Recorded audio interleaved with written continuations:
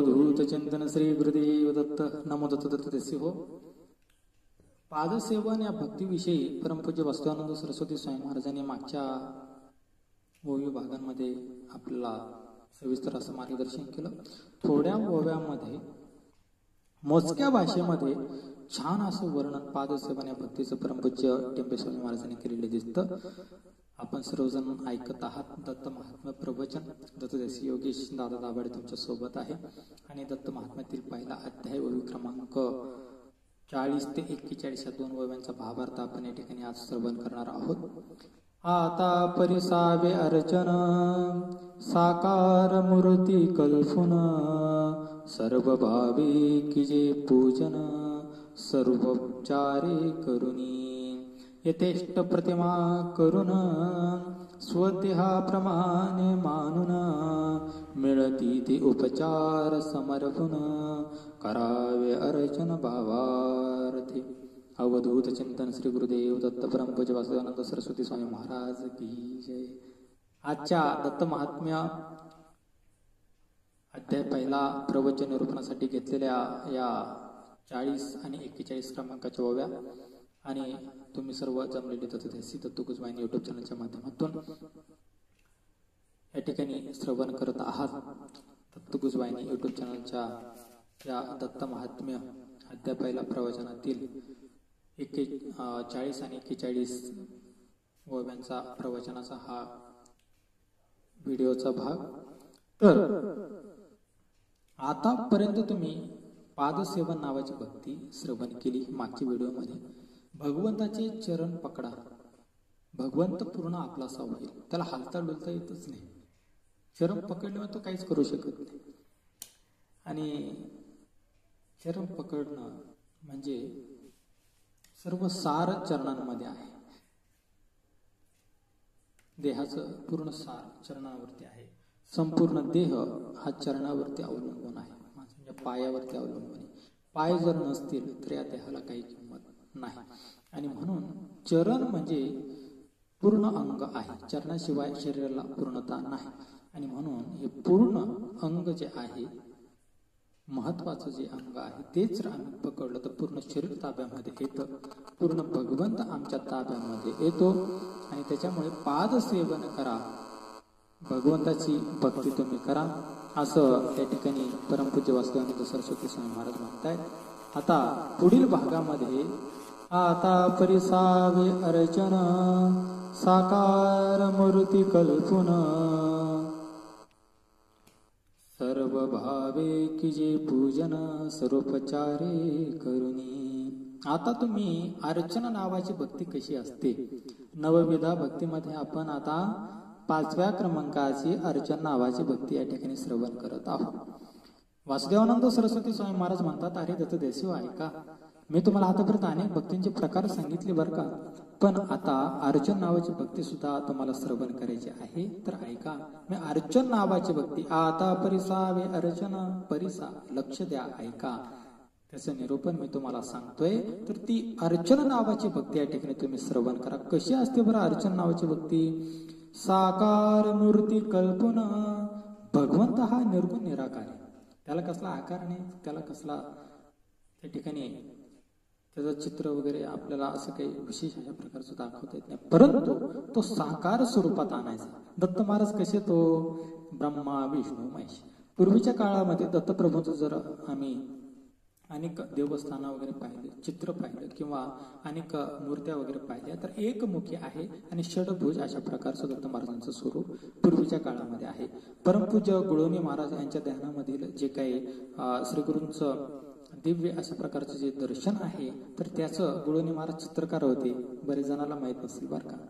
तर त्यांनी छान असं चित्र काढलेले दत्त महाराजांचं. तर ते सुद्धा एकमुखी षडभुज अशा प्रकारचं दर्शन श्रीगुरूंचं श्री दत्तात्रयांचं गुळवणी महाराजांना लाभलेलं आपल्याला पाहायला मिळतं इतिहासामध्ये. तर असो, तर त्या भगवंताचं तुम्ही काय करायचं, साकार स्वरूपी चित्र बनवा किंवा एखादी मूर्ती बनवा. मूर्ती आजकाल मूर्त्या सहजासहजी बाजारात उपलब्ध आहेत. पूर्वीच्या काळात चिखलाच्या किंवा पाषाणाच्या अशा मूर्त्या बनवून घडवून घ्याव्या लागायच्या, किंवा टाक वगैरे आपण म्हणतो ना, तर ते घडवून घ्यावे लागायचे. तर अशी एक मूर्ती तुम्ही कल्पना करा, तुमचा दत्त कसा आहे. प्रत्येकाचा दत्त वेगळा असतो. आता माझ्याकडे अनघा लक्ष्मी आणि दत्त महाराजांची प्रतिमा आहे. मला ती आवडते फार. आणि कसं अगदी आपल्या आई वडिलांना आपण जसं पाहतो तसं दत्त महाराज आणि अनघा मातेला पाहिल्याच्या नंतर मला वाटतं. आणि म्हणून मायाबाप स्वरूप ते आहेत. तर त्याच्यामुळे मी त्यांचे पूजन करतो घरामध्ये. तर अशी तुमची भक्ती करण्याची वेगवेगळी पद्धती असते. म्हणून दत्त महाराजांचं कसं आहे, काही तीनमुखी बसलेली दत्त ठेवतात, काही उभे असलेली दत्तांची प्रतिमा ठेवतात, काही श्री गुरु नृसिंह सरस्वती स्वामी महाराजांची प्रतिमा ठेवतात, काही स्वामी समर्थ महाराजांची प्रतिमा ठेवतात, काही श्रीपाद श्री वल्लभांचे चाहते आहेत त्यांची प्रतिमा ठेवतात, काही शंकर बाबांचे आहेत. असे विविध दत्त भक्त आहेत. तर त्यांची ज्या पद्धतीने भक्ती असेल तर त्या पद्धतीने प्रतिमा ठेवतात. परंतु आजकाल एक फेड आले, फेड म्हणण्यापेक्षा याड आलंय असं म्हणावं लागेल. ती वेळ म्हणजे असे की आपल्याला वाटेल तसं कसे चित्र वगैरे बनवून घ्यायचे, तर ती चुकीची पद्धती. एक जसं एक प्रोफेशन असतं, हा ड्रेस कोड असाच आहे तर तसाच असला पाहिजे.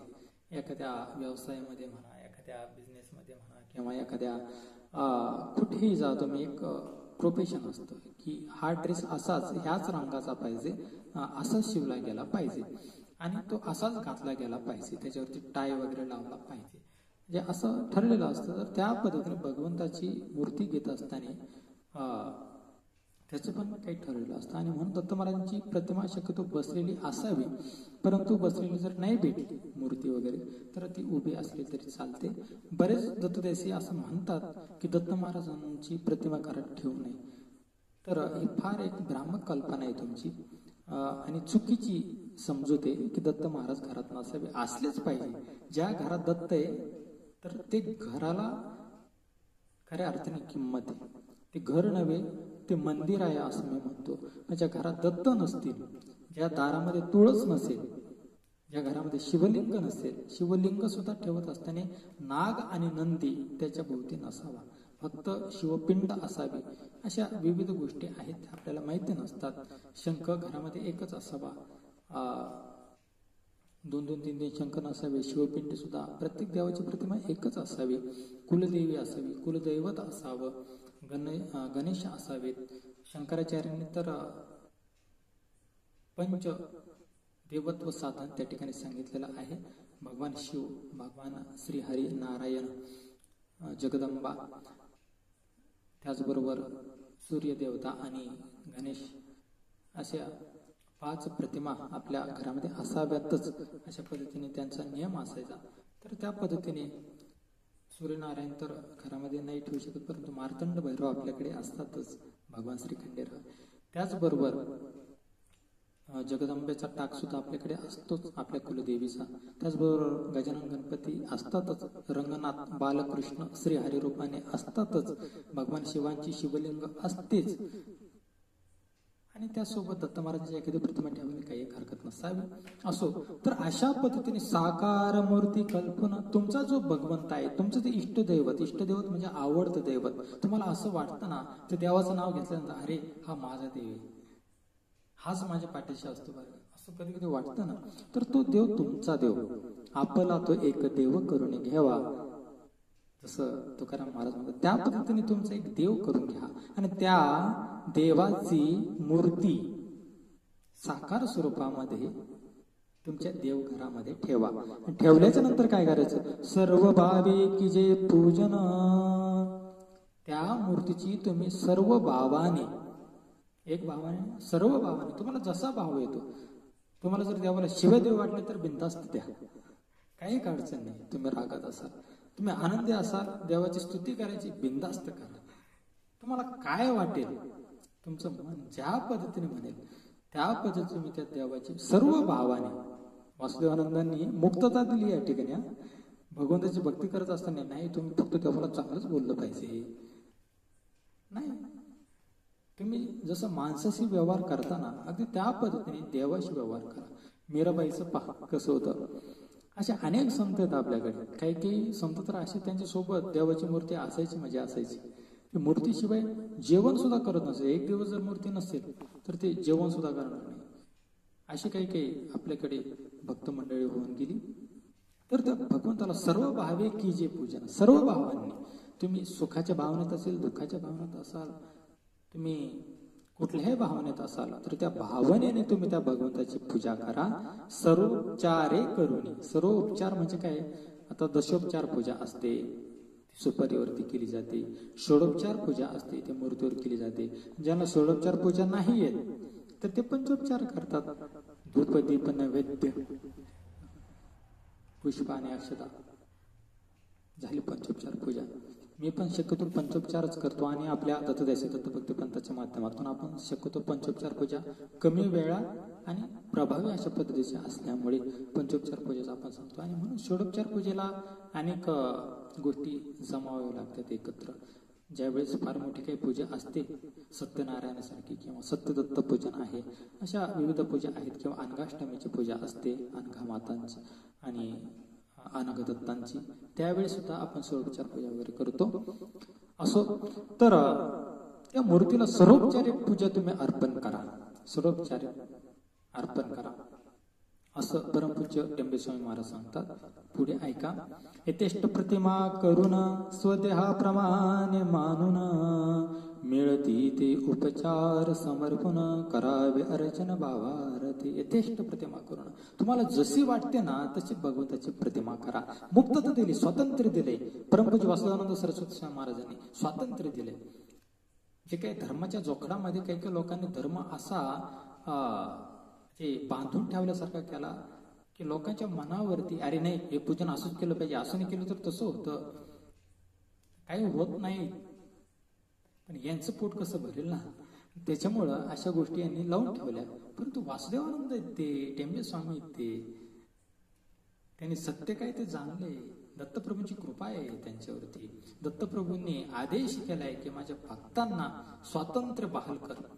तुझी वाणी भगवंत भक्ती कशी करावी, दत्तभक्ती कशी करावी, तर याच्याविषयी तू प्रबोधन करावंस.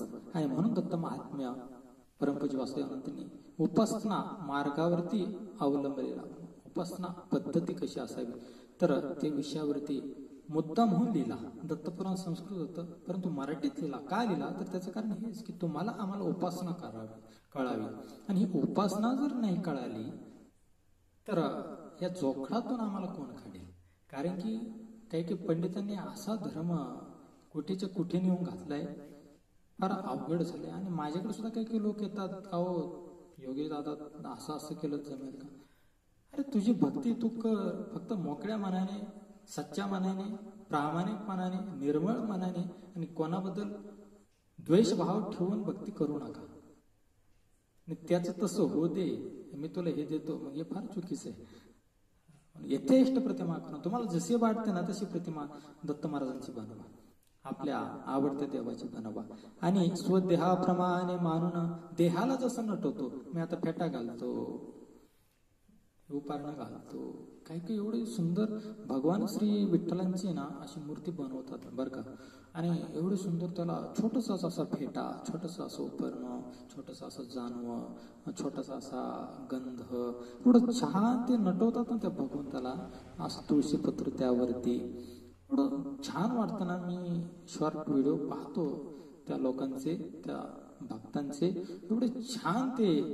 दत्त महाराज सुद्धा काही भक्त असे त्या फोटोवरती ना एवढं छान असं चंदन वगैरे त्याच्या साह्याने असं सुंदर असं प्रतिमा ते नटवलं जातं. ती प्रतिमा एवढी सुंदर सजवलं जातं त्या फोटोला. असं वाटतं की खरंच असे दत्त महाराज बोलतात की काय, साक्षात ते प्रगट स्वरूपामध्ये आपल्या पुढे हजर आहेत. एवढी काय पूजा करण्याची पद्धती. आणि म्हणून स्वदेहाप्रमाणे, देहाला तुम्ही नटवता रे तर भगवंताला नटवा ना. ज्याने हा देह तुम्हाला दिला, ज्याने हे विश्व तुम्हाला दाखवलं, 9 महिने तुम्ही जर खितपत पडला होतात ना आईच्या उदरामध्ये, मलमूत्रामध्ये, तिथून तुम्हाला बाहेर काढलं का? अरे माझं भजन करतील तरतील या भगवंताच्या फेऱ्यामधून. आणि म्हणून स्वदेहाप्रमाणे मानून, स्वतःच्या देहाला किती नटवता रे. दाढी वाढली की पुन्हा दाढी करायला जाईल, तिकडं नाही जाता आलं तर जिलेट गार्ड घरीच आणीन, असं असतं ना. ब्युटी पार्लर मध्ये जाईन, तिथे ॲब्रोज करून येईन, वॅक्सिन करेल. कुठं आपल्याकडे आहे ना स्वदेहाप्रमाणे मानून.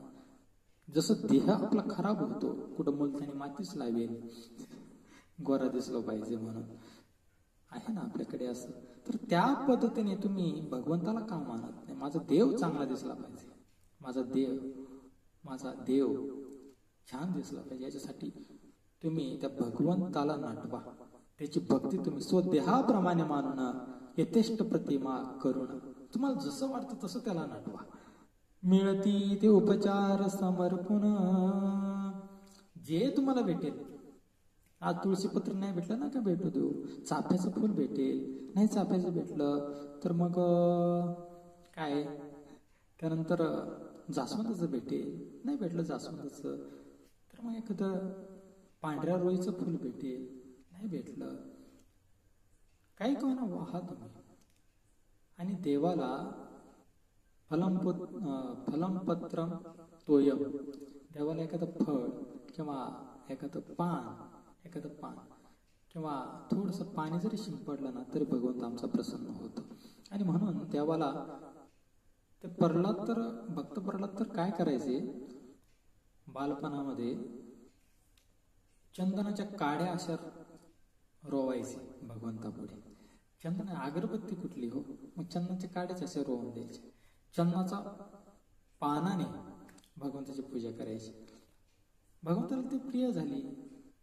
ध्रुव बाळ असेल, प्रल्हाद असेल, तर हे सर्व काही बालभक्त होते पण तरुण गेले. आपण तर शहाणे सुरते माणसं तरी आपल्याला कळत नाही. मोठी शोकांतिका मला वाटते, फार वाईट वाटतं मला. इतका मोठा देह झाला तरी भगवंताकडे आपण जात नाही. आपली देवपूजा म्हणजे अशी असते ना, सगळे देव एकटीत बुचकाळायचे, सगळीच एकटीत बाहेर काढायचे. तसे काही कोरडे असतात, काही ओले असतात, आणि त्याची ठेवून देवाघरात मांडून आपली घंटा वगैरे वाजवायची, सगळी लोक उठवायची घरातली, आणि झालं. दिव्याला फार काळकुट्ट काहीतरी झालेलं असतं, त्या अगरबत्तीच राख कुठेतरी वेगळीकडे गेलेली असते. तर असं नाही, सर्व उपचार समर्पण, देवाची पूजा व्यवस्थित करा, देवपूजा शिकून घ्या. टेंबेस्वामी महाराज सांगतायत, ऐका, सर्व उपचार देवाला द्या. अक्षता वाहा, देवाला गंध लावा, त्यानंतर धूप दाखवा, त्यानंतर दीप दाखवा, त्यानंतर देवाला फूल वगैरे वाहा. भगवंताला नैवेद्य, खडी साखर, शेंगदाणे काय असेल ते नैवेद्य ठेवा. तर अशा पद्धतीने पंचोपचार पूजा करा ना, तोच प्रसाद म्हणून खा. नंतर तुम्हालाच आहे, तुमच्यासाठीच आहे. परंतु आपल्यासाठी डब्या जर ठेवून खात असाल तर तो स्वार्थ आहे, आणि भगवंतासाठी अर्पण करून खात असाल तर प्रसाद आहे, त्याला परमार्थ म्हणतात. आणि अशा पद्धतीने अर्चन भक्ती तुम्ही भावार्थी, भावपूर्ण अशा पद्धतीने करा. आपल्याकडे भावपूर्ण शब्द फक्त श्रद्धांजली देतानाच उपयोगात आणतात, पण भक्ती करत असताना सुद्धा ते भावपूर्ण व्हायला पाहिजे. आपण जीवनभर कधी भावपूर्ण भक्ती करत नाही, आणि म्हणून श्रद्धांजली देताना लोक म्हणतात भावपूर्ण श्रद्धांजली. त्याचे कारण आहेत, काही शब्द काही काळापुरतेच का वापरले जातात, त्याचं कारण असो. तर भावपूर्ण भक्ती करा. देह जसा नटवतो त्या पद्धतीने भगवंताचे प्रतिमा सजवा, मूर्ती सजवा, आणि त्या पद्धतीने तुम्हाला जसं वाटेल त्या पद्धतीने प्रतिमा बनवा आणि भगवंताची पूजा करा. 20 मिनिटं झालेत. 2 वावे घेतले तरी तेवढंच, आणि 5 वावे घेतले तरी तेवढंच. त्याशी योगेश दाभाडे काय करता, राहवत नाही ना दत्तप्रभूंचे. दत्त महात्म्य एवढा निर्माण झाला टेंबे स्वामींकडून, त्याचा विस्तार किती महान असेल काय जाणू शकता तुम्ही.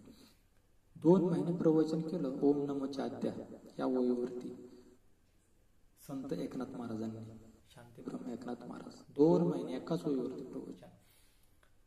ज्ञान देणारे ज्ञानदेव होते आणि प्रवचन करणारे एकनाथ होते, ज्यांनी ज्ञानेश्वरी शुद्धीकरण केलं. तिथं काय, आणि म्हणून संतांचं वाक्य, एक शब्द एवढा महान असतो. एक शब्द जर मिळाला ना पूर्ण जीवन बदलतं महाराज. वाल्या कुळीचा वाल्मिक ऋषी होतो, आणि रामाला जसं लिहिलं तसं वागावं लागतं.